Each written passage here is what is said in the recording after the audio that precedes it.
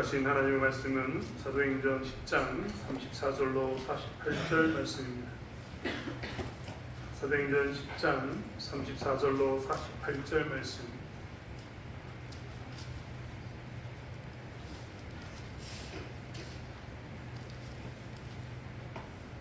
제가 제 성경으로는 신약 성경 205페이지에 있습니다. 말씀을 찾으셨으면 사도행전 10장 34절로 48절의 말씀을 한 절씩 교독하겠습니다. 베드로가 입을 열어 말하되 내가 참으로 하나님은 사람의 외모를 보지 아니하시고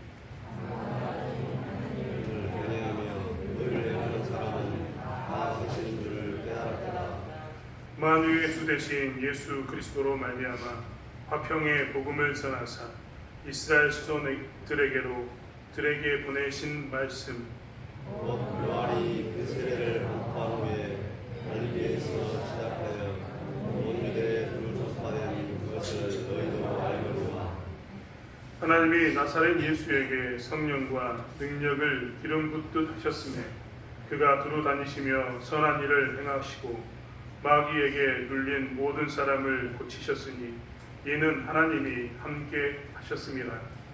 우리는 유대인의 땅과 예루살렘에서 그가 행하신 모든 일의 증인이라. 그를 그들이 나무에다가 죽였으나 하나님이 사흘 만에 다시 살리사 나타내시되 모든 백성에게 하신 것이 아니요 모든 일이 행하신 증인 곧 죽은 자 가운데서 부활하신 그를 보시고 우시는 모든 우리에게 하시는 것이라. 우리에게 명하사 백성에게 전도하되 하나님이 살아있는 자와 죽은 자의 재판장으로 정하신 자가 곧 이 사람인 것을 증언하게 하셨고 그에 대하여 모든 선지자도 증언하되 그를 믿는 사람들이 다 그의 이름을 힘입어 그 사람을 받는다 하였느니라.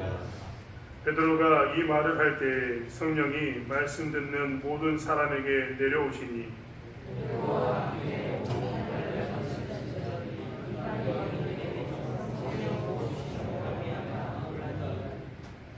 이는 방언을 말하며 하나님 높임을 들음이로라.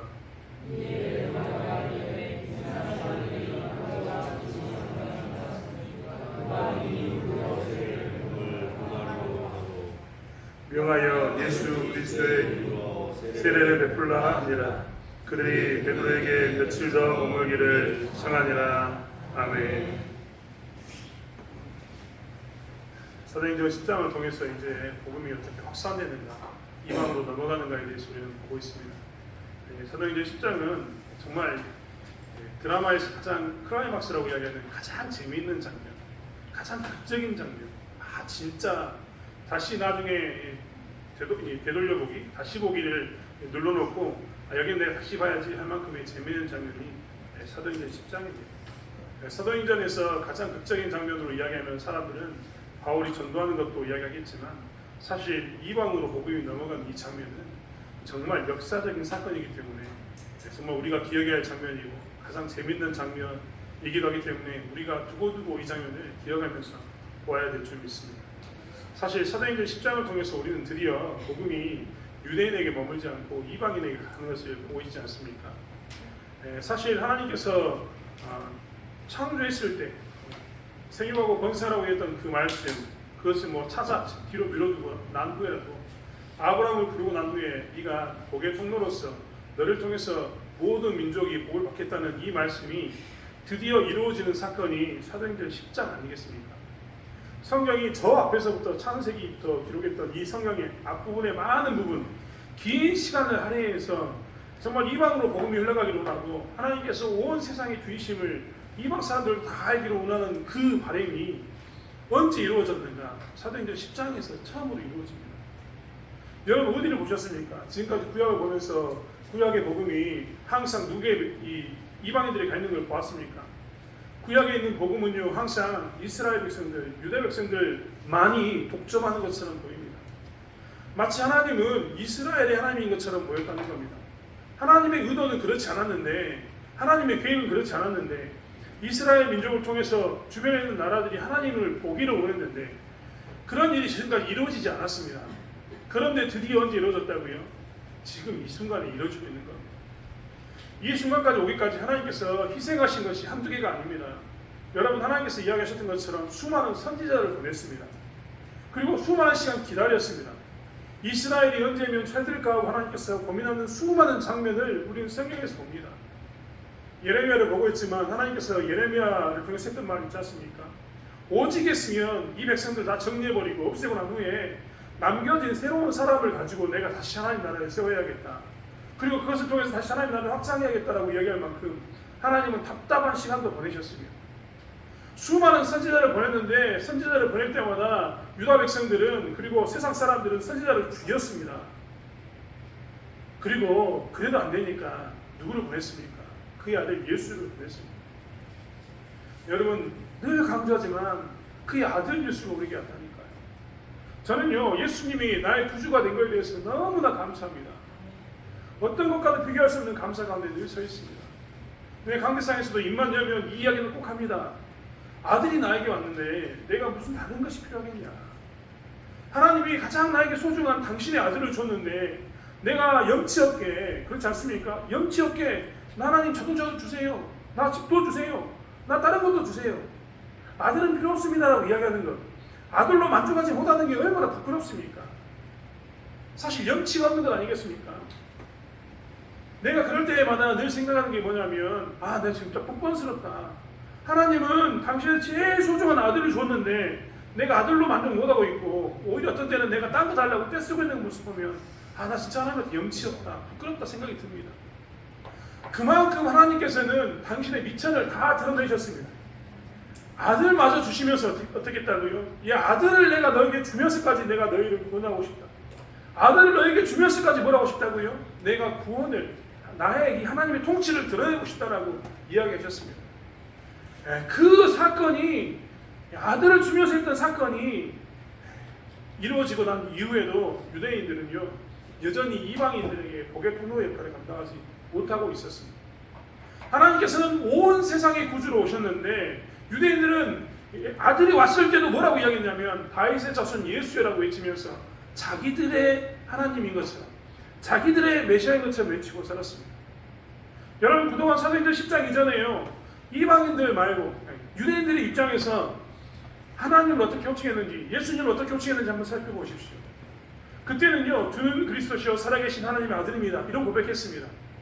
제일 많이 이스라엘 백성들이 예수님을 보면서 외쳤던 고백은 뭐였냐면 다윗의 자손 예수여, 이거였습니다. 그 말의 의미는 확실합니다. 유대인들의 메시아, 우리를 구원한 우리 민족의 구원자, 당신이 그 사람입니다, 약속했던 사람입니다, 이런 표현이었습니다. 그래서 그들은 항상 힘들 때마다 다윗의 자손 예수여 나를 돌보아 주십시오라고 예수님에게 외쳤습니다.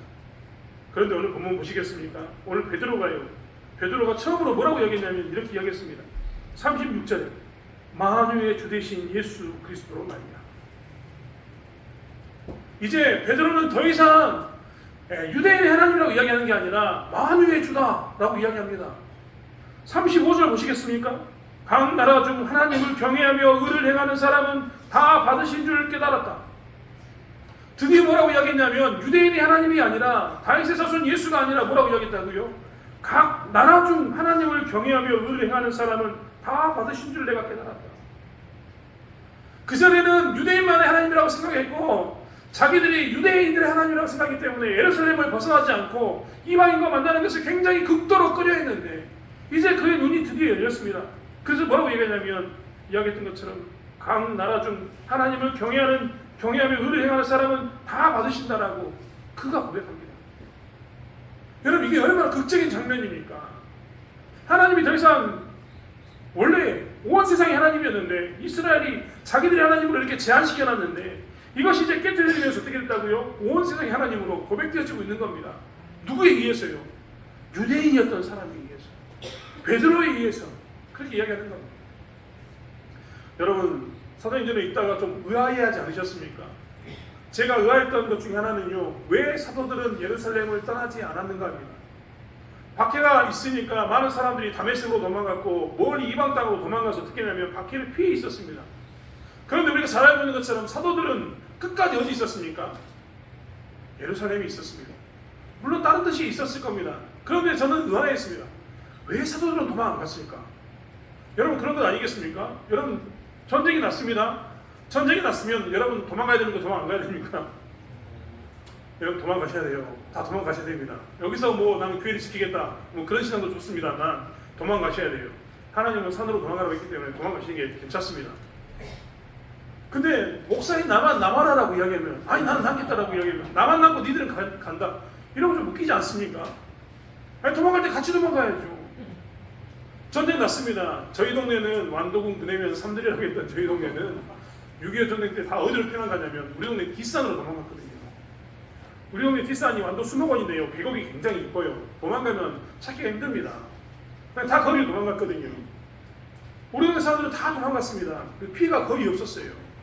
전쟁 났을 때 옆마을 사람들은 죽었는데 우리 마을 사람들은 죽지 않았습니다. 근데 재밌는 건 뭐냐면 나만 남고 여러분만 도망가시겠습니까? 다 도망가야죠. 근데 사도들은 남았다니까요. 궁금하지 않습니까? 우리가 바울 이야기할 때 바울이 어떻게 했습니까? 스데반 죽이고 난 다음에 예루살렘의 곳곳을 돌아다니면서 성도들을 잔멸했다고 표현했습니다. 성경은 잔멸했다. 찾아내가지고 남김없이 남은 것들 다 멸하는 장면으로 뭘 했냐면 사울이 이 그리스도인들을 죽였습니다. 그리고 난 다음에도 잔멸하고 싶어서 어떻게 했습니까? 다메섹까지 쫓아갔던 것 아닙니까? 이방 나라까지 쫓아갔습니다. 그런데 사도들은 끝까지 남아있었거든요. 이상합니다. 왜 남아있었을까요? 여러 가지 이유가 있었겠지만 아마 사도들의 입장에서는 예루살렘을 지켜야 되는 것, 이방 땅으로 나가는 것은 거리낌이 되는 것이라는 그런 생각이 더 강했을 겁니다. 여러분 나중에 베드로가 이방인들과 식사하면서 도망가지 않습니까? 왜냐하면 그들 가운데 뿌리 깊게 남아있었던 것이고 사도들은 유대인들 하나님의 말씀을 가지고 있는 우리들은 벗어날 수 없다라는 그런 고정관념에 더 많이 붙들려 있는 사람이었던 게 분명합니다. 그렇기 때문에 그들은 끝까지 유대인으로서 끝까지 예루살렘에서 지키는 것으로서 끝까지 무엇인가 그 자리에서 이방인들과 섞이지 않는 모습 가운데 서 있으려고 했던 것이 그들의 모습입니다. 그런 그들 중에 하나였던 베드로가 오늘 뭐라고 이야기했냐면 각 나라 중 하나님을 경외하며 의를 행하는 사람은 다 받으신다. 만유의 주 되신 예수다. 예수에 대한 호칭도 바꾸고 모든 것을 다 바꾸었습니다. 이러한 것이 사도행전 10장에 나오는데 이게 극적이지 않습니까? 이게 정말 눈이 없는 사람은 이게 감동적이지 않겠지만 눈이 있는 사람은요 극적일 겁니다. 진짜 세계관과 가치관이 깨어지고 정말 새로운 세상이 온 것과 똑같은 사건이기 때문에 그렇습니다. 제가 지난 시간에 프랑스 혁명을 이야기했는데요. 프랑스 혁명 같은 그런 엄청난 사건이 사도행전 10장 오늘 본문의 베드로의 고백입니다. 그전에는 왕이 다스리는 시대가 당연하다고 생각했기 때문에 군주제를 지켰는데 프랑스 혁명을 통해서 뭘 했다고요? 왕이 필요 없고 시민들이 정치를 할 수 있다. 시민들의 대표로 뽑아서 나라를 유지하겠다라고 생각했던 혁명이 프랑스 혁명입니다. 처음 그런 생각을 했어요. 왕이 아니라 시민들이 다스리는 시대를 꿈꿨던 겁니다. 그런 것처럼 오늘 베드로의 고백은 그런 혁명적인 기점이고 폭발적인 사건의 기점인 겁니다. 그동안 항상 다윗의 자손 예수라고 고백했는데 만유의 주라고 고백했고 그동안은 유대인의 구원자라고 이야기했는데 이제 드디어 뭐라고 이야기하면 각 나라 중에 하나님을 경외하는 모든 사람은 구원받는다라고 외쳤던 사건이기 때문에 엄청난 전환점을 우리는 지금 바라보고 있는 겁니다. 오늘 베드로의 고백은 그렇기 때문에 엄청난 사건인 겁니다. 여러분 우리는 소련이 무너질 때요 고르바초프라는 사람이 소련이 무너질 때 여러분 여기 우리 중고등부 친구들은 소련이라는 나라도 모를 거예요. 우리 때는 소련이 있었거든요. 지금은 러시아가 있지만 예전에는 소련이 있었습니다. 소련이 있었을 때 한 사람의 선언문의 발표를 인해서 소련이 해체됐습니다. 독일이 동독과 서독으로 나눴을 때도 정치인 한 사람의 그 발표를 통해서 그 말로 인해서 어떻게 했습니까? 독일의 담벼락을 사람들이 무너뜨리고 독일이 통일됐습니다. 엄청난 사건이었습니다. 그런 사건처럼 이 베드로의 이 말은 엄청난 파급 효과를 가져오는 고백이 오늘 이 본문입니다. 그리고 베드로의 말인 겁니다. 복음은 이렇게 베드로의 고백을 통해서 이제 확산되고 확장의 길로 넘어가는 그 모습 가운데 서 있었다는 겁니다. 그리스도인으로서 복음을 확산시킬 때 그럼 어떻게 서 있는 것이 진짜 신앙인의 모습인가에 대해서 우리는 그렇기 때문에 사도행전 10장을 통해서 살펴볼 수 있습니다. 진짜 그리스도인으로서 이 복음의 확산을 위해서 가져야 할 태도는 무엇인가? 어떤 태도를 가진 사람이 진짜 그리스도인으로서의 참 신앙인인가? 우리는 그것을 알 수 있는데, 그것은 먼저 하나님이 받으신 사람들을 받아들이는 것이 참 신앙인이라는 겁니다. 잘 보십시오. 하나님이 받아들이신 사람을 받아들이는 것이 참 신앙인이라니까요. 여러분, 오늘 유대인들과 이방인이 있는데요, 한번 우리 다 내려놓고 한번 생각해 볼까요? 유대인과 이방인들 중에 누가 더 나쁜 놈일까요? 하나님의 입장에서 누가 더 나쁜 사람일까요? 이게 굉장히 별거 아닌 것처럼 보이지만 우리는 생각해 볼 필요가 있습니다. 왜냐하면 자격을 논할 수 있기 때문에 그렇습니다. 우리가 청문회 같은 걸 통해서 뭘 얘기합니까? 네가 그 자리에 들어갈 자격이 있는가 보자, 그런 말할 수 있는 자격이 있는가 보자라고 따지는 게 청문회 아닙니까?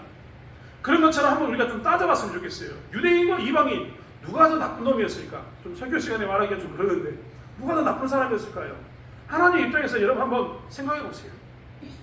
오늘 본문에 보면 하나님의 입장에서 우리가 한번 생각해 본다면 누가 더 악인이었을까, 누가 더 나쁜 놈이었을까를 따져본다면 오늘 베드로가 살았던 이 시대에 누가 제일 나쁜 사람이었냐면, 유대인과 이방인을 따지고 누가 더 나쁜 놈이었냐고 물어보면 성경에 말하는 것이나 제 평가는요, 유대인이 더 나쁜 사람이었습니다. 사람들은 이해하지, 왜 유대인이 나쁜 사람입니까? 이방인이 나쁜 사람이지 라고 이야기할지 모릅니다. 하지만 유대인이 더 나쁜 사람이었던 것은 왜 유대인이 더 나쁜 사람이냐면 그가 하나님의 아들 예수를 죽였습니다. 아까도 제가 처음에도 말씀드렸던 것처럼 선지자 보냈을 때도 유대인들은 계속 거부했거든요. 올 때마다 선지자를 다 죽였습니다. 그런데 하나님이 그의 아들 독생자 예수를 보냈음에도 불구하고 유대인들은 뭐 했다고요? 십자가에 못 박혀 죽었습니다. 그들이 했던 이야기를 우리는 너무나 잘 기억하고 있습니다. 본디오 빌라도가 이 바라바와 함께 유대인 이 6월절 특별 사면으로 바라바와 예수 중에 누구를 선택하라고 이야기하냐 할 거냐고 물어보니까 그들은 살인자였던 바라바를 선택하고 예수를 못 박아 죽이라고 이야기했습니다. 예수가 십자가로 끌려갈 때 조롱하면서 비난했던 사람들은 다 누구였습니까? 유대인들이었습니다. 하나님의 아들 예수를 십자가에 못 박혀 죽으면서 그의 옷을 나눠가지고 조롱하면서 가졌던 사람도 누굽니까? 유대인들이었습니다. 누가 더 하나님의 아들을 죽이는데 직접적이었냐? 여러분, 우리가 어떤 사건을 볼 때 직접적인 사람, 간접적인 사람 이거 따지지 않습니까? 그래서 직접적으로 행한 사람은 주범, 간접적으로 했던 사람은 공범 이렇게 이야기합니다. 누가 더 직접적인 일을 했냐, 하나님의 일에 대해서 반대했냐라고 이야기하면 주범은 누굽니까? 유대인입니까? 이방인입니까? 유대인입니다. 이방인은 어떻게 보면 공범이나 종범쯤밖에 되지 않습니다. 하나님의 아들 예수를 죽인 사람은 누구였냐면 유대인이었습니다. 더 직접적이고 더 하나님의 아들을 죽이는데 적극적으로 나섰던 사람은 누구냐면 유대인이었던 겁니다. 그런데 재밌는 것은 무엇이냐면 그 유대인들이 이방인을 받아들이지 않습니다. 누가 더 나쁜 놈인가? 라고 따져보면, 누가 더 악인인가 따져보면 하나님 입장에서는요, 하나님 입장에서는 유대인이 더 나쁜 놈이거든요. 그렇지 않습니까? 이걸 알아도 상식적으로 그렇지 않습니까? 알면서도 나쁜 짓 한 사람이 나쁜 겁니까? 모르고 나쁜 짓 한 게 나쁜 사람입니까? 둘 다 나쁜 짓 한 건 맞지만 누가 더 나쁜 놈이냐, 누가 더 악인인가 따져보면 알면서도 그것을 이용해서 이리저리 빠져나가가지고 나쁜 짓 하는 사람이 더 나쁜 사람 아닙니까? 그런데 알면서도 이리저리 빠져나가면서 나쁜 짓 했던 사람이 누구냐면 유대인들이었습니다. 그런데 그 더 나쁜 짓 했던 유대인들이 이방인이 하나님께 나오려고 할 때마다 뭘 했냐면 방해합니다. 뭐라고 방해했습니까? 너 할례 안 받았잖아. 너 하나님 말씀대로 살지 않잖아. 그들이 그동안 방해하고 살았습니다. 그들은 그동안 이방인, 자기들이 먼저 예수를 알고 받은 축복을 가지고, 그들이 먼저 하나님을 알고 받은 축복을 가지고 이방인들에게 복음을 전하고 살았어야 했는데, 그들은 뭐랬냐면 하나님이 이방인을 받아들이려고 할 때마다 오히려 방해가 되는 사람으로서 이방인을 받아들이지 못하게 했습니다. 자기들도 감당하기 힘든 율법의 족쇄를 그들에게 채웠고, 자기들도 감당하기 힘든 수많은 굴레들을 만들어서 뭐랬냐면 이방인들이 하나님께 나온 것을 방해하고 살았던 사람들이 누구였냐면 이 유대인들이었던 겁니다. 이제 그 유대인들, 이방인이 나오는 것을 방해했던 그 유대인들, 그 중에 예수 믿는, 예수를 아는, 예수와 동행했던, 복음을 알았던 이 사람들이 뭐랬냐면 하나님이 받아들인 그 사람들을 받아들인 것이 진짜 하나님 믿는 거다라고 받아들인 겁니다. 베드로가 지금 그 고백을 하고 있는 거예요. 진짜 우리가 하나님을 잘 믿는다는 것은 각 나라 중에서 하나님이 선택한 의인들을 받아들이는 것이다. 진짜 하나님을 잘 믿는다는 것은 다윗의 자손 예수라고 이야기하면서 유대인의 구원자를 선포하는 게 아니라 원래 하나님께서 구원하고자 했던 만유의 주, 온 세상의 주임을 고백하며 사는 것. 예수님이 우리의 죄를 위해서 죽은 게 아니라 저들의 죄를 위해서 죽었고 저들 또한 우리가 받아들여야 된다라고 고백하며 사는 것. 그게 참 신앙입니다라고 이야기하고 있는 겁니다.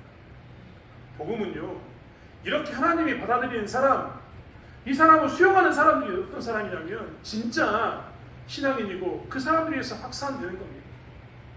그런데 자꾸만 우리는 그 사실을 놓쳐버립니다. 자꾸만 그래서 우리가 예수 믿었을 때는, 우리가 하나님 믿었을 때는 우리는 그냥 진입장벽이 너무 낮아서 그냥 예수를 믿었는데, 그냥 하나님을 믿었는데, 자꾸만 누군가가 예수를 믿으려고 하면 우리도 모르는 사이에 진입장벽은 이렇게 높여버립니다. 그리고 만약 이만큼 하지 않으면 너는 신앙이 없다, 이렇게 안 하면 너는 믿는 게 아니다라고 이야기하면서 이상한 말로 우리가 그 사람들을 방해합니다. 하나님이 받아들이시는 사람에 대해서 받아들이는 것이 진짜 신앙임에도 불구하고 부인하는 일 가운데, 오히려 그들이 복음 안에 들어오는 것을 방해하는 일 가운데 서 있는 게 유대인들인 것처럼 우리가 그런 모습 가운데 설 때가 많다는 거예요. 오늘 44절부터 말씀을 보시겠습니다. 이제 베드로가 복음을 전했고 그들에게 복음을 나눴을 때, 이제 그 복음을 전하고 있었을 때 44절에 보면 베드로가 이 말을 할 때 성령이 말씀 듣는 모든 사람에게 내려오시니라고 이야기합니다. 여기 베드로는요, 이제 드디어 보게 된 겁니다. 뭘 봤냐면 동질성을 봤습니다. 동질성. 베드로가 복음을 전하고 있는데, 예수에 대해서 이야기하고 있는데, 그때 뭐 하고 있었다고요? 이렇게 설교 시간에 베드로가 이렇게 설교를 하고 있는데 이때 성령이 임해버린 겁니다. 그러니까 유대인들 가운데 뭐가 있었냐면 성령의 부어주심으로 말미암아서 어떤 일이 일어나냐면 방언을 말하고 하나님을 높이는 이야기가 이 자리에서 터져 나온 겁니다. 그래서 베드로와 함께 있던 유대인들이 깜짝 놀랐어요. 왜 놀랐습니까? 그들이 놀란 건 딱 하나입니다. 그들도 이 일을 경험했거든요. 그들도 이 일을 경험했다니까요. 오순절에 마가의 다락방에서 그들이 성령을 기다리면서 기도할 때 성령이 임하고 난 이후에 그들이 뭐 했습니까? 방언으로 복음을 전했습니다. 하나님을 찬양했습니다. 그런데 그 일이 유대인들에게는 안 나타날 줄 알았더니 그 일이 누구에게 나타났다고요? 이방인들에게 나타난 겁니다. 유대인들만의 그 일일 거라고 생각했고 자기들 것만의 것이라고 생각했는데 그게 누구에게 나타났냐면 이방인에게 나타난 겁니다. 나름 이 유대인들은요, 자기들 간에 그 마음이 있었어요. 여러분, 빌립이 사마리아 복음을 전했을 때요, 사마리아 복음을 전했지만 그들 가운데 뭐가 없었다고 이야기했습니까? 성령이 임하지 않았다고 이야기합니다. 뭐냐면 성령의 은사들이 나타나지 않은 겁니다. 그때의 장면을 가보시면 이 사도행전 8장에 우리가 뭐라고 했냐면 사도들을 보내가지고 어떻게 했습니까? 안수했습니다. 그때 사마리아로 파송받았던 사람이 베드로와 요한이었어요. 베드로와 요한이 안수하니까 그때 그들이 뭘 했습니까? 성령의 능력을 경험하게 되었습니다. 그런데 이번에는 뭐라고요? 베드로가 고넬료의 집에 가가지고 가이사라에 가가지고 이방인 사람들이 가가지고 복음을 전했는데 안수하지도 않았는데 지금 이 사람들은 안수하려고 기다렸을지도 모릅니다. 근데 안수하지도 않았는데 말씀을 전할 때 성령이 어떻게 했다고요? 임해버린 겁니다. 유대인들인 자기들에게는 그렇게 성령이 직접 임할 수 있지만 이방인들에게는 그렇게 직접 임하지 않고 무언가 다른 방법을 임해야 된다고 생각했고 안수를 해주거나 자기들이 뭔가 통로가 돼야 된다고 생각했는데 그들에게 복음이 딱 전해진 겁니다. 그래서 그들은 깜짝 놀랍니다. 그리고 뭘 느끼냐면 다시 한번 확신합니다. 하나님이 원하는 사람에게는 굳이 내가 하지 않아도 어떻게 한다고요? 복음이, 성령의 능력이 임하는구나. 하나님께서 택한 사람에게는 복음이 전해지면 성령의 충만함이 임하는구나. 방언하는 것들이 이방인에게도 있구나. 하나님을 높이는 것들이 이방인에게도 있구나. 복음을 전하면 성령이 임하시는 것이 임하면 이방인들도 이렇게 살 수 있구나라고 그들은 그 자리에서 고백하게 되는 겁니다. 성령의 충만한 사건을 통해서 이 베드로와 함께 왔던 6명의 유대인들은 드디어 뭘 고백하냐면 이방인들에게도 동일하게 복음이 전해지면 성령의 역사가 나타나고 하나님의 은혜가 나타나서 하나님의 백성으로 이들도 살 수 있구나라는 것을 보게 된 겁니다. 그들은 비로소 뭐라냐면 하나님이 받아들인 사람을 받아들였습니다.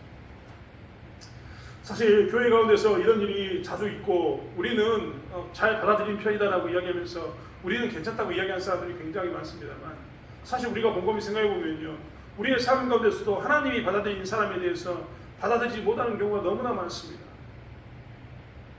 여러분, 교회는요 기신자와 새신자의 갈등 때문에 골머리를 아파합니다. 제가 그동안 여러 교회를 섬겼는데요. 그 교회에서도 대부분 동일한 경험을 하게 됩니다.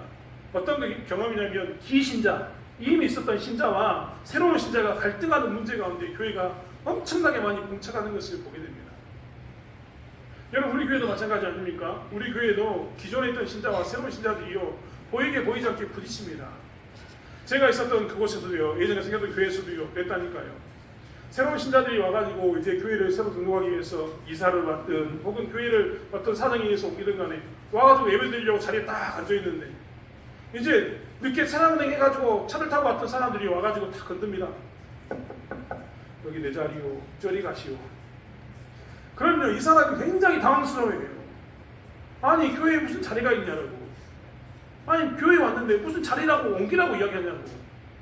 와 진짜 그래서 새 가족들 중에요 자리 문제로 인해서 마음 상해가지고 교회 안 나온 사람들이 굉장히 많습니다. 그런데 기존의 신자들 입장에서는요 또 이해가 됩니다. 왜요? 나는 20년 30년 동안 그 자리에 앉았거든요. 그 자리에 매번 앉았어요. 내가 처음 앉은 게 아니에요. 20년 30년 동안 나는 그 자리에 앉아가지고 하나님 바라보면서 은혜 받기 위해서 그 자리에 찾아오고 있었거든요. 그런데 어느 날 생뚱맞은 사람이 와가지고 먼저 그 자리에 앉아있네? 내 입장에서는 당연히 뭐라고 얘기합니까? 좀 비켜주면 안 돼요. 그 내가 똑똑똑했던 이유는 뭡니까? 나 20년 동안 여기서 예배를 드렸어. 30년째 이 자리가 내 자리요. 당신은 옆자리 가서 드려도 되지 않소? 라고 이야기한 건 똑같습니다. 그런데 재밌는 건요. 이 별것도 아닌 이 자리의 문제가 기신자, 기존에 있는 신자와 새 가족의 갈등의 문제가 됩니다. 별도 아닌 것처럼 보이지만 새 가족들이 교회에 정착하지 못한 이유 중에 가장 큰 것 중에 하나 꼽는 게 뭐라고 이야기하냐면 자기들끼리 너무 잘 지낸다라는 겁니다. 그 사람들 사이에 들어가기 힘들다라는 이야기를 정말 많이 합니다. 새 가족이 왔는데 내가 뭔가 이렇게 그 사람들과 교제하려고 하는데 정말 거리감이 있고 자꾸 내가 그들과 이야기할 때마다 그들이 날 받아주지 않는다는 겁니다. 그런데 기존에 있는 신자들은요 이렇게 이야기합니다. 여러분 우리가 안 지가 하루 이틀 일입니까? 그렇지 않아요? 같이 신앙생활하면서 20년 30년 알았다니까요. 20년 30년 아는 사람하고 이제 교회 와가지고 막 온 사람하고 같이 이야기 나누는 게 깊이가 다르지 않습니까? 20년 30년 살았던 사람은요 그 집에 누구랑 결혼했는지도 압니다. 그 집에 지금 사정이 어떤 건지 다 알아요. 그렇기 때문에 20년 30년 같이 신앙했던 사람들은 당연히 자기들끼리 이야기 하면 저기서 하고 우리 받아들이는 겁니다. 기존에 있는 신자들 입장에서는 이게 너무 당연한 거예요. 왜? 우리가 한 지가 20년 30년이거든요. 우리는 동고동락을 20년 30년 동안 했습니다. 그런데 새로운 사람이 와가지고 20년 30년 동고동락한 사람하고 동일하게 자기를 받아들이려고 이야기하면 받아주겠습니까? 기존에 있는 신자들은 그래서 어렵다라고 이야기합니다. 우리는 그런 의도가 아니었다라고 이야기합니다. 그런데 새 가족들은 어떻게 이야기하냐면 야 나는 그 교회 갔더니 그 교회 사람들은 자기들끼리만 논이라고 나를 받아주지 않는다. 내가 그들 안에 들어가는 게 너무 힘들다라고 이야기하면서 다른 교회를 가겠다라고 이야기하는 그런 일이 너무나 많습니다. 기신자와 새 신자의 갈등, 이 문제를 어떻게 해야 할 것인가 교회는 엄청나게 고민합니다. 제가 아는 어떤 교회는요 기존에 있는 신자와 새 가족이 너무나 부딪히니까 어떻게 했냐면 그런 문제를 고민하니까 뭘 했냐면 교회에서 가장 단단하게 자기들끼리 잘 뭉치는 조직 하나를 없애버렸습니다. 그게 어디냐면 성가대입니다. 성가대는 정말 여러분 이런 말 성가대 비난하는 게 아니라 성가대가 정말 잘하는데 성가대는 정말 교회 오래 다녔던 기존 신자들의 모임이 성가대거든요. 성가대가 되는 것은요 기존에 있던 사람들이 정말 10년 20년째 모였던 사람들이 다 모여가지고 성가대가 되는 겁니다. 성가대는 교회에서 약 10분의 1 정도로밖에 되지 않지만 10% 20%밖에 되지 않지만 가장 강력한 힘을 가지고 있는 결속력을 가지고 있는 것도 어디입니까? 성가대입니다. 왜요? 외모 만나고 더 많이 만나고 아까 얘기했던 것처럼 그냥 처음 오면 성가대를 세운 게 아니라 교회 오랫동안 다녔던 사람을 성가대를 세우니까 성가대야말로 정말 그 기존의 신자들 중에 기존의 신자들 그들만 모이게 되는 겁니다. 그래서 성가대기 위해서 이래저래 문제가 생기니까 어떤 교회는요 성가대를 없애버립니다. 잘 모여있는 기존에 있는 신자들의 모임을 해체해버리겠다. 해체해서 이 문제를 풀겠다라고 생각합니다. 그러면서 뭐라고 이야기하면 해체하고 난 후에 새로운 모임을 신설하자 해가지고 그 문제를 풀어가려고 합니다. 한편으로는 이해가 됩니다. 오직 했으면 성가대를 없앴을까? 오직 했으면 기존에 있는 그 단단한 모임을 깨뜨려 버리려고 해체시켜 버렸을까? 그런 마음도 이해가 됩니다. 오직 했으면 다 섞어버리는, 막 섞어서 만드는 그런 구역으로 재편해버리고 막 섞어서 만들어버린 그런 모임들을 만들었을까? 새로 만들었을까? 이 모임도, 그 마음도 충분히 이해가 됩니다. 하지만 그렇게 기존의 신자와 새 신자의 갈등이 해결되는가? 결코 해결되지 않습니다. 여러분, 교회가 가지고 있는 이 기존의 신자, 기신자와 새 신자의 갈등만 있습니까? 우리가 이야기하는 것처럼 이전 세대와 다음 세대의 갈등도 있습니다. 제가 최근에 제자 한 명을 만났는데요. 제자가 90년대생입니다. 공교롭지 않습니까? 90년대생. 제가 한번 이야기했습니다. 90년대생이 온다라는 책을 읽으면서 했던 이야기를 여러 번 강대상에서 제가 이야기했는데요. 기업에서 90년대생 아이들에 대해서 골머리를 앓는 것이 누구냐면 기업의 인사 담당자들이었습니다. 얘들은 감당이 안 돼요. 왜냐하면 뭐라고 이야기하면 그 다음에 이 직장은 안 나온답니다. 자기들의 문화를 인정해주지 않으면 직장은 안 나와요. 90년대생들이 와가지고 했던 것 중에 하나가 뭐냐면 직장에서 월급 적게 준다고 데모했던 사람들이 90년대생들입니다. 왜 월급을 적게 줬냐? 기업이 열심히 자기들이 일해가지고 1년 동안 성과를 보니까 몇천억을 벌었어요. 근데 성과금을 나눠줄 때 자기들에게 조금 나눠준 거예요. 그러니까 뭐랬냐면 데모했습니다. 야, 성과금 많이 나눠줘! 안 그러면 회사 안 다닐 거야! 기업 입장에서는 속 터지죠.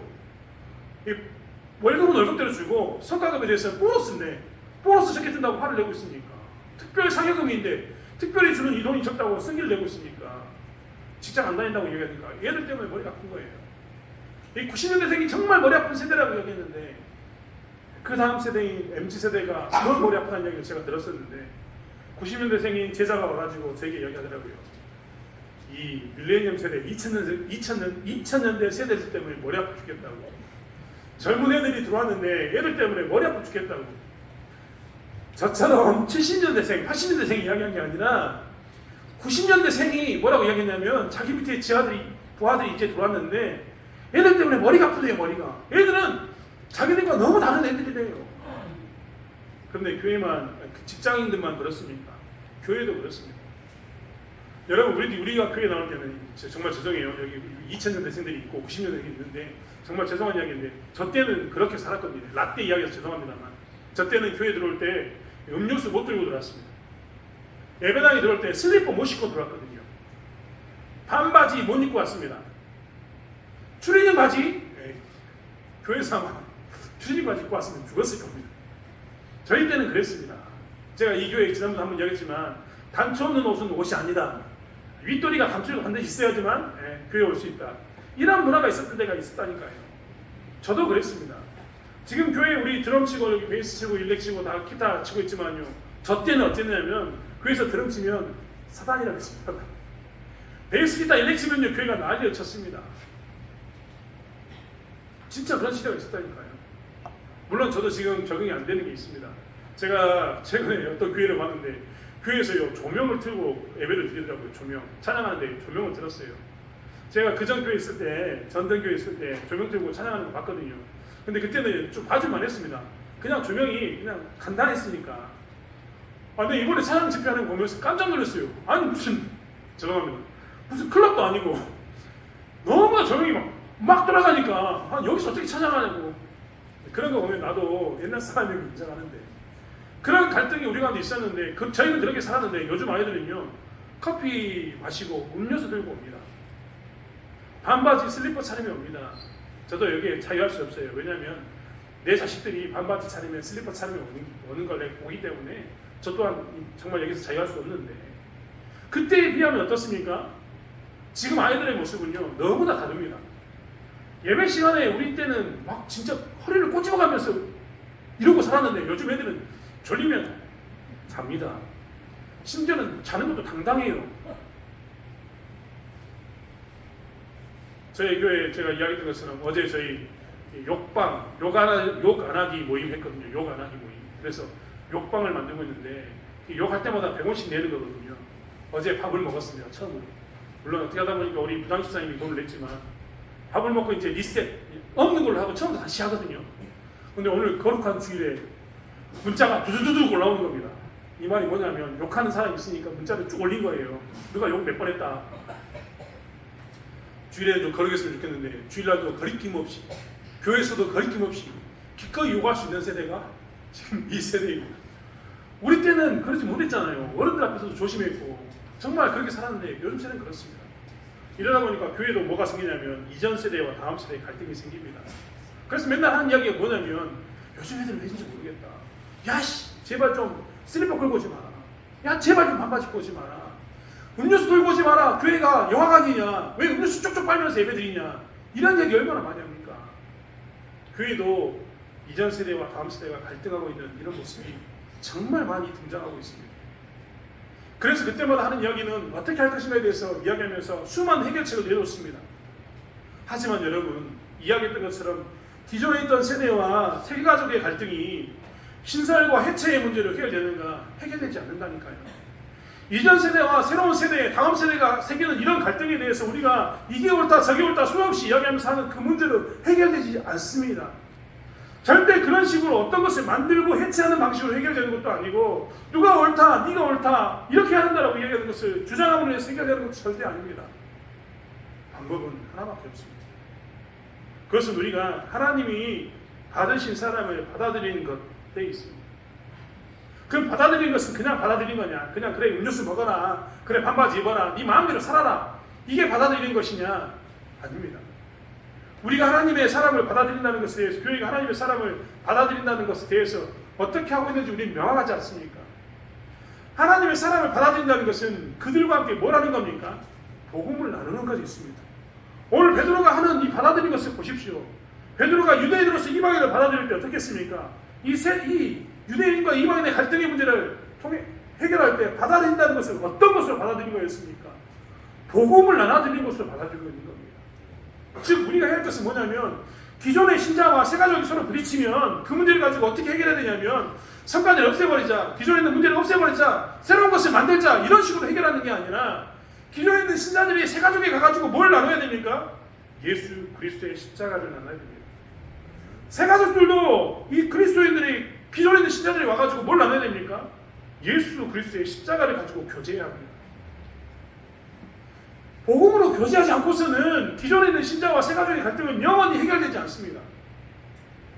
복음으로 우리가 그 사람들 하나님이 선택한 사람을 받아들인다 이 말은 무엇이냐면 복음 안에서 교제한단 말입니다. 교회 안에서는요 복음 안에서 교제가 활발해져야지만 교회가 하나 되는 겁니다. 받아들인다는 것은 그들의 문화를 수용하겠다 이게 아니라 받아들인다는 것은 우리가 예수 그리스도의 복음 안에서 교제하겠다. 십자가의 은혜로 하나 되겠다. 너와 나는 비록 나는 기존에 열심히 다니던 사람이고 그렇기 때문에 20년 30년 이 사람들끼리는 교제가 돼 있고 너는 처음 교제하지만 그럼에도 불구하고 처음 교제함에도 불구하고 나는 십자가의 복음 가운데 너와 기꺼이 교제할 수 있다. 예수 그리스도의 복음이라면 20년과 처음이라는 며칠의 시간의 간격을 뛰어넘을 수 있다. 십자가의 복음 안에서 나는 충분히 너와 교제할 수 있다 라고 고백하는 게 받아들이는 겁니다. 성령이 주시는 은사 가운데서 동지감을 경험하면서 내가 경험했던 성령의 그 능력을 너도 경험하고 있네? 우리 성령의 능력 안에서 동지감을 바라보면 언제든지 교제할 수 있다. 받아들인다는 것은 이런 겁니다. 그렇기 때문에 교회는 무엇을 해야 되느냐? 십자가의 은혜 가운데서 복음의 교제를 나눠야 되고 성령의 충만한 가운데서 성령의 은사 가운데서의 동질감을 찾아가면서 교회 하나님을 기뻐하면서 나가는 것이 받아들이는 것이라는 걸 기억하면서 이러한 이 가운데 열심을 해야 되는 겁니다. 교회가 무엇에 열심을 낼까? 갈등이 생기면 생길수록 무엇에 열심을 낼까? 복음 안에서 교제에 열심을 내야 됩니다. 교회가 이렇게 세대 간의 갈등을 느낄 때마다 무엇에 열심을 낼까? 성령의 충만함을 통해서 느끼는 이 세대가 성령의 충만함을 통해서 느끼는 그 은사와 우리가 가졌던 성령의 충만함을 통해서 누렸던 은사가 동일하구나, 동질, 똑같은 것이구나. 본질이 같구나라는 것을 우리가 고백하면서 나눴을 때 교회는 비로소 뭐가 되냐면 복음 안에서 하나가 되는 겁니다. 우리가 복음을 확산할 때요 이러한 모습 가운데 있어야지만 복음이 확산되는 겁니다. 그렇지 않습니까? 예수 그리스도의 십자가 복음 가운데 교제를 나누고 성령이 충만한 가운데 은사의 동일함을 나누고 교회는 이것이 활성화되어야 될 줄 믿습니다. 우리가 복음이 확산되지 않고 우리 가운데 복음이 여기 넓어지지 않는 것을 바라보았을 때 본다면 우리는 무엇에 더 집중해야 되냐면 나는 예수 십자가의 복음 가운데 교제하고 있는가. 여러분 새가족이 왔어요. 새가족이 오면요, 처음에는요 그 사람들과 함께 뭐 하는 사람입니까? 무엇을 하는지 그 직장에 대한 이야기를 나눌 수도 있습니다. 그런데요, 새가족이 왔는데 그 다음 날도 야, 이 옷 이쁘냐? 우리 집값 올랐다. 내 친구 누구 있는데 너 거기 한번 가볼래? 어디 가면 머리 잘하더라. 어디 유치원이 좋다. 어느 학교 가자. 이런 이야기를 들어오고 있다면 얼마나 어리석은 일입니까? 그런 일을 통해서는 결코 복음이 확산되지 않습니다. 다음 세대가 왔습니다. 다음 세대 아이들에게 이것은 이렇게 해야 된다, 저것은 저렇게 해야 된다 이야기할 수 있습니다. 그런데 이 아이들에게 복음을 전하지 않는다면, 복음의 교제를 하지 않는다면 성령의 충만함이 이들에게 나타나야 되는데 그 성령의 충만함을 기대하면서 그런 성령의 충만함 가운데 있는 은사 중심, 동질감의 교제를 나누지 않는다면 우리는 영원히 복음이 확산되지 못하고 우리만의 복음이 된다는 것을 보게 된다는 겁니다. 여러분, 하나님은요, 오늘 본문에 나왔던 것처럼 우리 하나님이라는 단어를 듣기 위해서 얼마나 긴 시간을 보내셨습니까?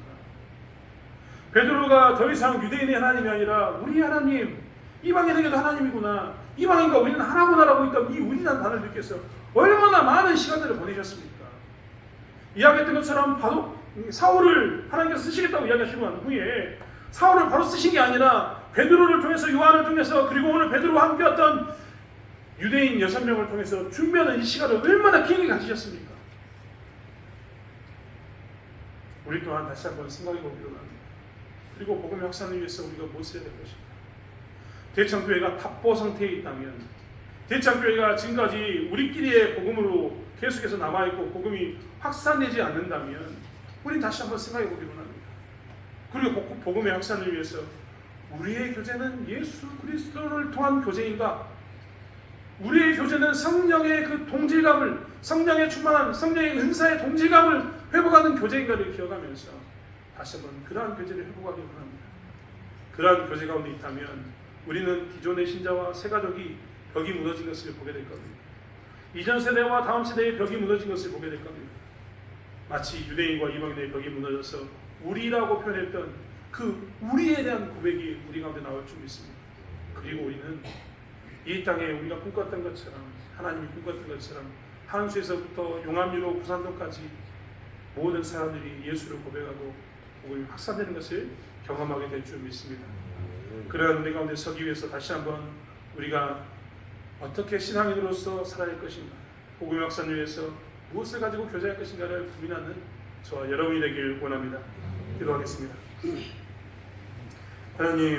하나님이 받아들이신 사람을 우리는 받아들이고 있습니까? 나는 무엇 때문에 그들에게 나가는 것을 주저하고 있습니까? 하나님, 나는 20년 동안 그 사람과 교제했고 30년 동안 이 교회를 다녔다라는 말로 혹시 우리가 벽을 만들고 있지는 않습니까? 예수 그리스도의 복음을 가지고 그들과 교제하면 충분히 교제하고 벽을 무너뜨릴 수 있는데, 하나님, 그런 것이 우리에게 벽이 되었다면 다시 한번 우리의 교제 가운데 예수 그리스도의 복음이 서게 도와주시고 복음을 통해서 벽이 무너지는 것을, 하나 되는 것을, 우리라는 고백이 나오는 것을 볼 수 있게 하여 주시옵소서. 하나님, 무엇이 우리를 가로막고 있습니까? 하나님, 동일한 성령의 은사 가운데 동질감을 우리가 회복할 수 있도록 도와주시고, 그가 받았던 성령의 은사와 내가 받았던 성령의 은사가 동일함을 바라보게 도와주시며, 그 성령의 은사를 통해서 그리스도의 몸된 교회로서 하나가 되는 것이 우리의 목표인 것을 고백하며 나가는 하나 되는 우리들 될 수 있도록 붙들어 주실 줄 믿습니다. 하나님, 다시 한번 그래야 해서 대창교회가, 초대교회가 복음이 확산되었던 것처럼 복음의 확산과 확장되는 것을 경험할 수 있도록 우리를 사용하여 주시옵소서. 감사드리며 예수님의 이름으로 기도드렸습니다.